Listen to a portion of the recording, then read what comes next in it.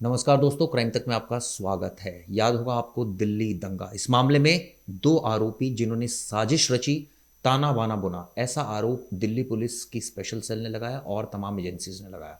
और इस मामले में जो आरोपी थे उमर खालिद और शर्जिल, इन दोनों को बेल देने से सुप्रीम कोर्ट ने मना कर दिया है।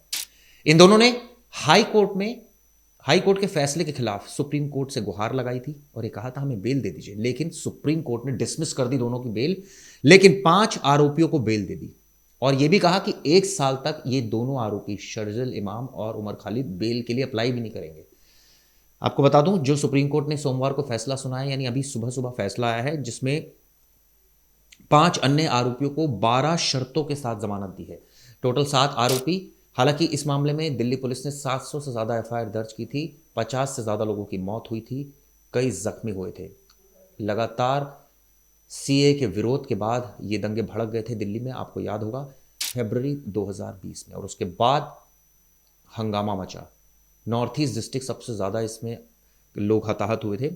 इस मामले में जो उमर खालिद, शर्जिल, गुलफिशा, मीरान, शिफा, मोहम्मद, शादाब उमर दिल्ली दंगों के आरोप में 5 साल 3 महीने से तिहाड़ जेल में बंद थे। ये सभी आरोपी बंद थे। इन्होंने इस आदेश के खिलाफ, जो इनके खिलाफ यूएपीए लगाया गया था, सुप्रीम कोर्ट में चुनौती दी। सुप्रीम कोर्ट ने क्या कहा आपको बताता हूं। अनुच्छेद 21 संवैधानिक व्यवस्था में से एक खास जगह रखता है।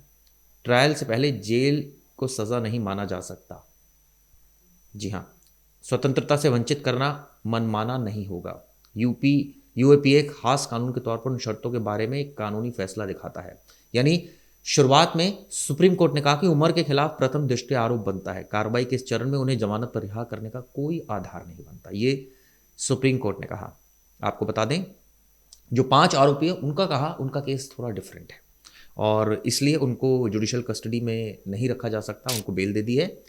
और तमाम तरीके के इसमें आरोप लगाए गए थे। आपको याद होगा, जो उमर खालिद है पूर्व जेएनयू छात्र है जेएनयू का, और 2020 सितंबर में इसको गिरफ्तार किया गया था। और पूर्व शोध छात्र है जेएनयू का, इसकी भी गिरफ्तारी हुई थी। शर्जिल इमाम, ये जहानाबाद बिहार का रहने वाला है। अगस्त 2020 में इसकी गिरफ्तारी हुई थी। अब किन आरोपियों को बेल दिया वो आपको बता देता हूँ। गुलफिशा को बेल दे दी है, मीरान को बेल दे दी है, शिफा को बेल दे दी है, मोहम्मद सलीम खान को बेल दे दी है, शादाब अहमद को बेल दे दी है। अब आपको बता दें, 53 लोगों की मौत हुई थी, जिनमें 38 मुस्लिम, 15 हिंदू थे। 700 से ज़्यादा घायल, 500 से ज़्यादा घर जल गए थे, 700 से ज़्यादा दुकानें, कुल 750 से ज़्यादा एफआईआर। आरोपी ने क्या दलील दी थी वो भी आपको बताता हूँ। उनका कहना था कि हमारे खिलाफ तो कोई सबूत ही नहीं है। सवाल ये उठता है कि क्या देश की कोई भी अदालत, अगर आपके खिलाफ सबूत नहीं है तो देश की सबसे बड़ी अदालत भी झूठ बोल रही है, आपको लगता है? आप जाइए रिव्यू पिटिशन दाखिल कीजिए। अभी तो 1 साल तक आप बेल इसमें नहीं मूव कर सकते, क्योंकि ये एक सख्त आदेश दिया है सुप्रीम कोर्ट ने। दिल्ली पुलिस ने क्या दलील दी थी? उन्होंने कहा था आरोपी सुनवाई में देरी के लिए खुद जिम्मेदार हैं, उन्होंने बाकायदा कई बार डिले टैक्स अपनाई, ये आरोप था। और सीए एनआरसी के विरोध में हिंसा भड़की थी, इसके बाद ये सब कुछ हुआ था। शर्जिल इमाम को दंगों से 6 सप्ताह पहले 28 जनवरी 2020 को भी अरेस्ट किया गया था। उमर खालिद 2020 में से हिरासत में। सवाल ये उठता है, ये छात्र हैं या दंगाई हैं? ये छात्र हैं, किस तरह की सोच रखते हैं? आप कानून के हिसाब से क्यों नहीं चलते? इनको ऐसा लगता है कि देश का कानून गलत है और इसी वजह से ये उसके विरोध में उतर आते हैं और अपने आप को तमाम तरीके के दावे करते हैं कि हम फलां हैं, हम फलां हैं। लेकिन आप देखिए, इस मामले में बहुत क्लियर कट था। ट्रंप की यात्रा से पहले ये दंगे करवाना चाहते थे आरोपी। इस तरह के सबूत पुलिस ने दिए थे और पुलिस का यह आरोप था कि ये लोग पूरी तरह से साजिश में लिप्त थे। बाकायदा इन्होंने व्हाट्सएप ग्रुप बनाया था, दिल्ली प्रोटेस्ट सपोर्ट ग्रुप बनाया था और जामिया अवेयरनेस कैंपेन टीम का भी इसमें जिक्र किया गया है। आपको बता दें, 28 जनवरी 2020 को भड़काऊ भाषण के आरोप में दिल्ली पुलिस ने के सामने इसने सरेंडर कर दिया था। फरवरी 2020 में, मुझे याद है वो दंगे मैंने भी कवर किए थे और आसपास सब कुछ जल रहा था, धू धू करके। हालात इतने ज़्यादा आउट ऑफ कंट्रोल थे कि आर्मी को बुलाना पड़ा था तीसरे दिन। तब तक बहुत कुछ खत्म हो चुका था। इसके बाद सुप्रीम कोर्ट ने दरअसल दिसंबर में फैसला सुरक्षित रख लिया था और अब सुप्रीम कोर्ट का ये फैसला आया है।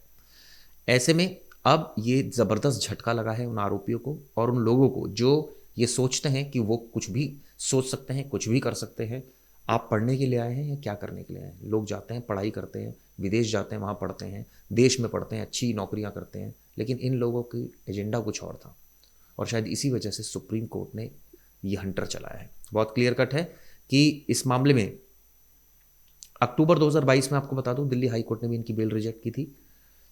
हालांकि शर्जिल इमाम को 2023-24 में यूएपीए के कारण जेल में वो रहा था, लेकिन कुछ धाराओं में उसको राहत मिली थी। इन दोनों ने 2024 में याचिकाएं दाखिल की थी। अब 1 साल तक ये याचिका भी दाखिल नहीं कर सकते, ऐसा सुप्रीम कोर्ट का निर्णय है। चलिए, इस मामले में आगे भी अपडेट आपको देता रहूंगा। आपको याद होगा दंगा, इसके बाद केंद्र सरकार पर भी आरोप लगे थे कि आर्मी लेट पहुंची। हालांकि इस मामले में स्थिति को भापा नहीं गया और सच्चाई ये है कि पुलिस से शुरुआत में, दिल्ली पुलिस से दंगा कंट्रोल नहीं, और हालात इतने खराब हो गए थे कि आखिरकार पुलिस ने हाथ खड़े कर दिए थे और तब तक बहुत कुछ खत्म हो चुका था।